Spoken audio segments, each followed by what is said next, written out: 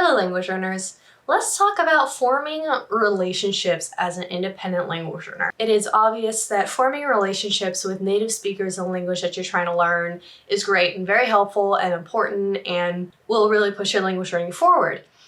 As independent language learners though, it is important to also form relationships with other language learners for a bunch of different reasons. I mean, for one, it's really important to have somebody that you can vent to who understands what you're talking about and can, just like empathize with you and understand your struggles and you can laugh with. It's really if it's really an important part of your life, then it's also really important to have relationships with other people who also share this mutual interest with you. Even if you're learning a language independently, this doesn't mean that you have to learn a language alone. You can also have the support of your friends who know what you're going through. Not only this, but it's so much easier to stay motivated if you have friends who you learn languages together. If you have study sessions together, if you get together with a group to talk about a movie or a book or things like that, which I will get to later in this video. It's a really big factor of motivation. I mean, seriously, it is the only reason why I'm reading this book, because I have a weekly Spanish club with a few other language learners who are also learning Spanish. Even though I'm the only one reading this book, it's a great opportunity for us once a week to get together and talk about not only what we're reading, but what's going on in our lives. And, literally, this book club is why we met each other. And it's really, really important just like be able to share our lives, share our experiences, share what's going on in our lives, in our language learning, our frustrations. It's really, really important. And I'm not just talking about people who are also learning your target language, but also people who are learning other languages as a whole. You can really understand other people who are learning languages that are not languages that you're learning on a different level. So let's talk about how to meet these people. It's a pretty common experience with independent language learners that, we don't tend to meet other language learners, within proximity. It's kind of like a niche hobby, niche interest. That, it's not like baseball or swimming or something that a lot of people do. It's much more focused and niche, so it can really feel lonely. Fortunately, because of the internet, there are ways to meet other language learners and form those relationships. So let's discuss a few ways to do just that. And I'm going to talk about things that aren't just service level BS. These are ways that I personally have met my language learning friends, so it's legit. The first option is to seek out group activities of any way. So these can be group classes on places like Lingoda or Babbel Live, where you have like a structured, controlled classroom with a teacher who's teaching you a specific lesson or a specific concept with, like 2 to 3 other language learners who are also learning this concept with you. That is absolutely beneficial. I mean, I have a whole video link below in the description of, benefits of group classes. The community aspect of it, the potential of a community is absolutely one of those things.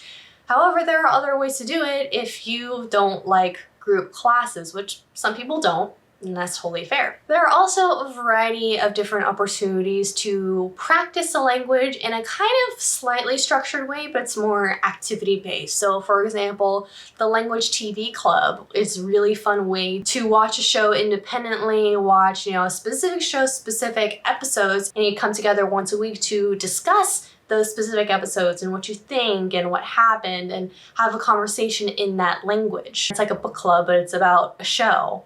And you have conversations in the language about a show in your target language. It's a really fun way that you can connect with other language learners and make those connections, make friends that way. There's also things like book clubs that you can find. Different language coaches might be hosting some sort of group. You might find a language coach who is hosting some sort of book club, some temporary book club where you're reading a specific book and you attend Zoom calls like once a week or something like that to discuss. There's all sorts of things happening thanks to the internet. You can find classes, fairly structured or unstructured classes, where you can meet other language learners. Duolingo events is another one. There are so many Duolingo events. If you go to Duolingo and you go to the events, there are a ton of different online events every single day in a variety of different languages that you can just hop onto for absolutely free to connect with other language learners. Some of them are focused on one language, some are focused on just language learning as a whole. There's all sorts of different, themes and styles of different events. So these could be a great option to you for finding, groups. And a lot of them happen weekly. So if you go to the same ones every week and you form connections, you form relationships with the other language learners who also go there every week, it's perfect. It's a really easy way to form those connections, doing the thing that you really want to improve upon, doing the thing that you really want to build those relationships on. You just gotta find them, really. The second place is social media. Social media, yeah, it can get toxic, but it can also be a really handy tool in forming relationships with strangers. I know that, I formed quite a few relationships on Instagram through, people who post about social media things. I know that Twitter is also really popular with language learners who post about, what they're learning, what they're struggling with. They post their practice, if they're trying to form new sentences, they might type it out on Twitter and say, hey, please correct me.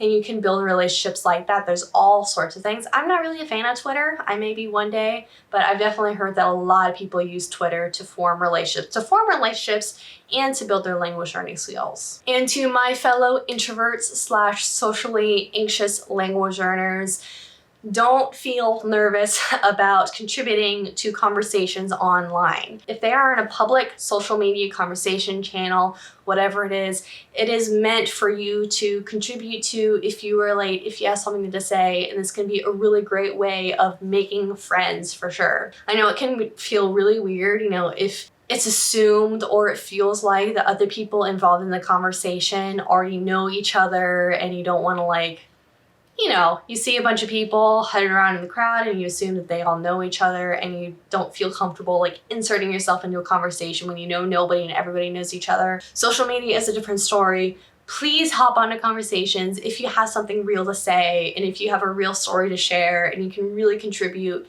This is a really excellent way of making friends on social media.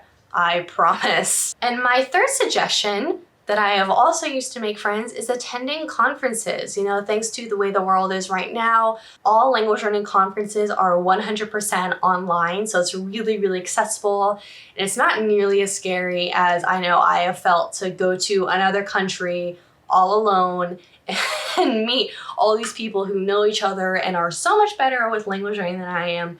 That has been really overwhelming. Fortunately, at the moment, they are all 100% online.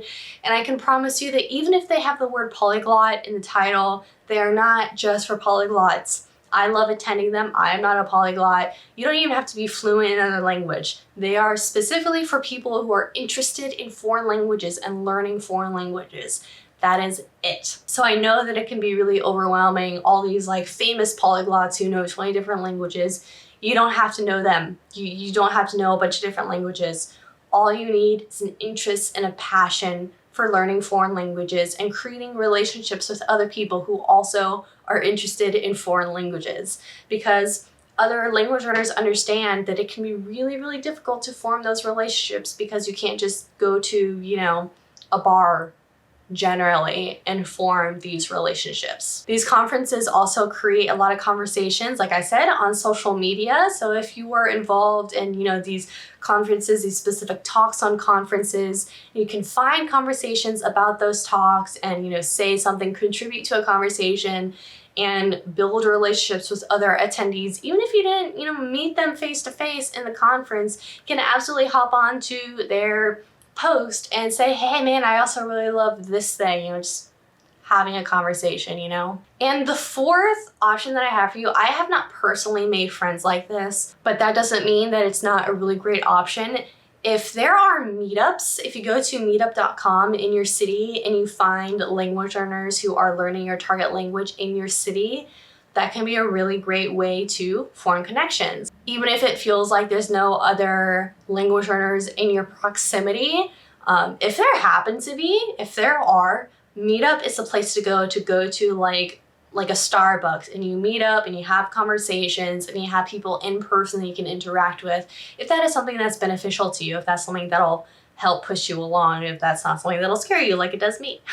But if you would really benefit from having those in-person conversations, then Meetup is the place to go to find local conversations. They're usually language exchanges, local language exchanges that are accessible. Just go to like a Starbucks and get a coffee and just kind of practice your language with other locals in your area. That is all I have for this video. Making friends with other language learners is so important when you're learning a language independently. You know, like I said in my video about private tutors and group classes for learning a language, one of the benefits of attending group classes is the community that you get with that. That's really easy for it to just like appear out of thin air, basically. While independent language learning is phenomenal, and it's the way that I learn languages and the way that most people online learn languages, you can really miss out on that social aspect, and you do have to make a little bit more effort to build those relationships. And seriously, building those relationships makes language learning so much more enjoyable, so much more consistent, so much easier. And I've really seen the difference in my own language learning, just having, consistent meetups with friends who I might not have strong relationships with them, but just like the consistency of like peer pressure, basically. It's like a positive form of peer pressure to meet with other people consistently who have a similar goal, even just to study languages as a whole. Like I said, it doesn't even have to be with other people who are learning your foreign language. Literally just people who enjoy learning languages as a whole. Perfect. That's all you need. That's all you need to form that relationship and find that common ground. In the comment section below, let me know where you like to find your language learning friends, what kind of social media, if you've attended a book club or things like that, let me know. Otherwise, make sure you subscribe and hit the bell to be notified when I post a new video every Wednesday and Sunday. Have a wonderful day, and I will see you next time.